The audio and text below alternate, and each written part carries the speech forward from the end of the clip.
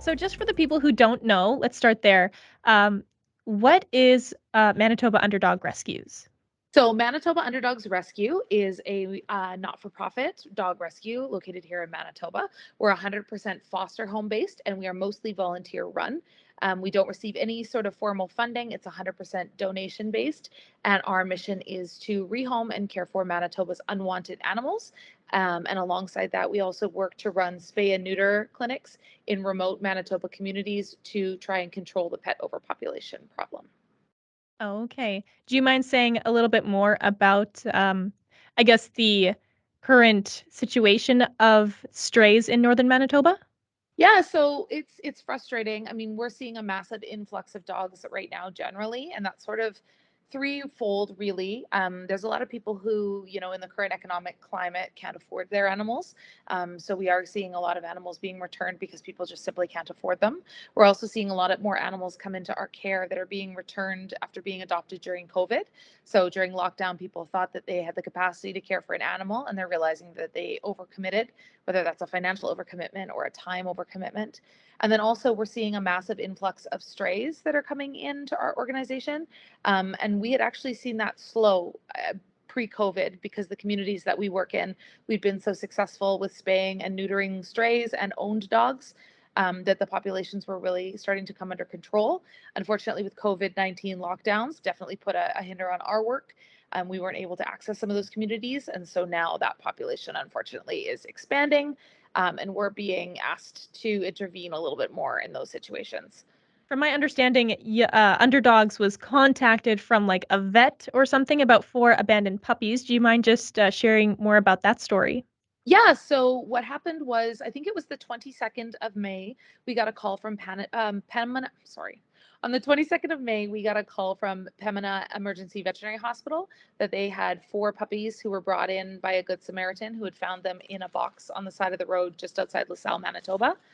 The puppies were in horrible shape. They were emaciated, super, super malnourished.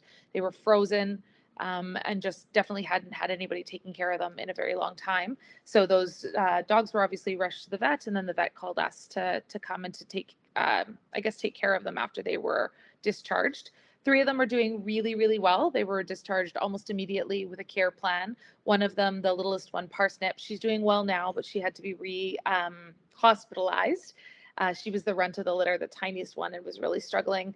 But it just goes to show how close they really were to death, that she needed to go back into care and be further monitored. So they're all in loving foster homes now. They're all doing well. They're all putting weight on, and we hope that they have a really bright future. But little Parsnip also has a heart murmur that we're hoping is just because she's a puppy. Sometimes that happens, but it's possible she's going to need a lot more veterinary care down the road.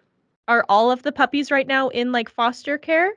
Yeah, they are. I believe they were actually split up because they're old enough to get split up when litter mates spend too much time together. Sometimes things get wacky. So I believe that there's out in, they've been sent to separate foster homes already, which is also a good indication that they're doing very well. Okay, awesome. Yeah, can we talk a little bit more about foster care? How does someone become a foster home for these animals? So it's essential. I mean, we don't have a facility, like we don't have a kennel facility. So our dogs are 100% put in foster homes. So our ability as a rescue to function and to take animals in often relies on having a place to put them. So if anybody's interested in being a foster, it's a very, very, very integral job for our rescue.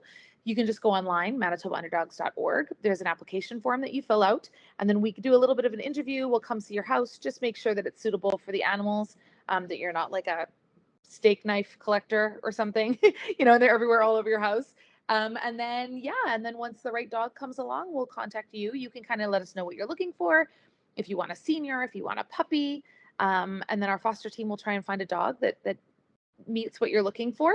And then we pay 100% of the costs. So all the food, leashes, vet trips, all that kind of stuff we take care of. And you just work on getting that dog ready to be the best family pet that you possibly can before it goes to its forever home. So it's kind of like it's like having the kennel, the shelter, but in like a home environment. Exactly. And lots of Yeah. dogs don't do well in that traditional shelter environment. We often partner with the Winnipeg Humane Society. They're fantastic people. And sometimes there's dogs that come into their care and they don't have a foster in their network. And so we'll bring it into ours, or vice versa, just because those kennels can be pretty stressful. So we think that having the dogs in foster environments, it's great because it keeps our costs down, but it's also wonderful because those dogs can really decompress and we can start to see their personalities and make sure then when they're getting adopted out that we're finding the best home possible for them. Yeah, that's some definitely good advantages of having, like, being in foster care. Um, After they are, prepared to be adopted, do they remain in the foster home until someone, decides to adopt them, or how does that work? Yeah, so what happens is once, oh, sorry, my dog Dot is being very extra right now.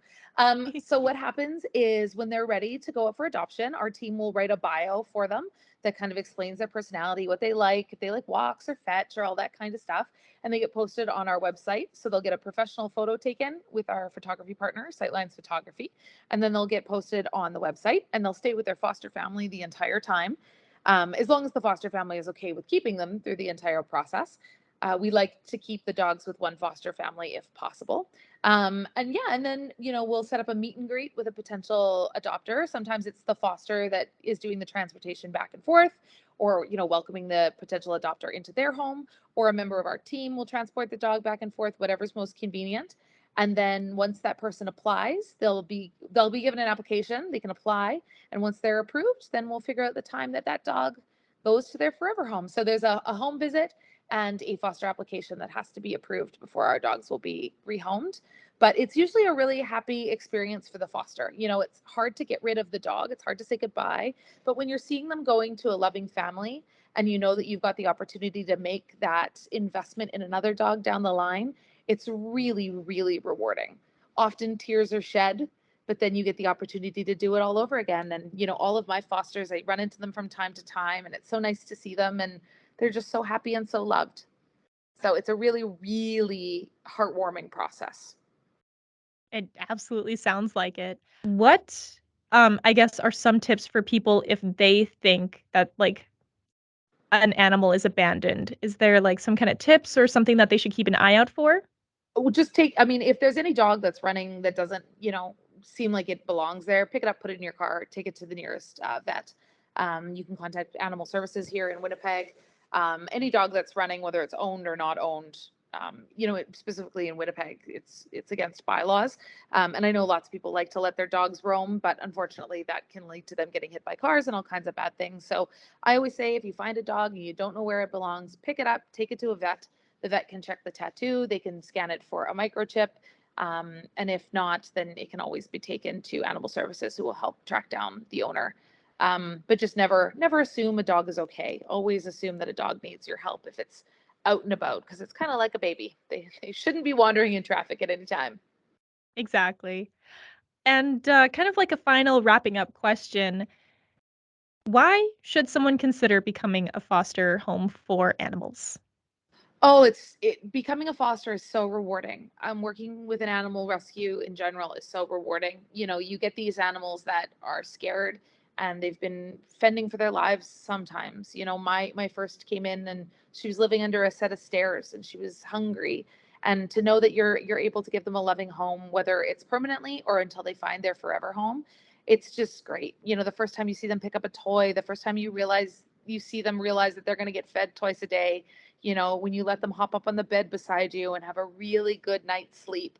And they're not like little tight little donuts. They kind of spread out because they know that they're safe. It's super rewarding. It's absolutely wonderful, and there's no cost associated with it. It is the biggest free dose of karma that you can ever get, and yeah, it's just a wonderful thing. And I say the same for adopting. Lots of people think that adopting a dog, you're going to get a dog that's broken or a dog that has issues. Sometimes that's true, but the rescue will always be very open about any of those issues. But generally, you're just going to get a really great family pet that deserves a second chance. Rescues are fantastic dogs, and I highly encourage anybody to either foster or adopt.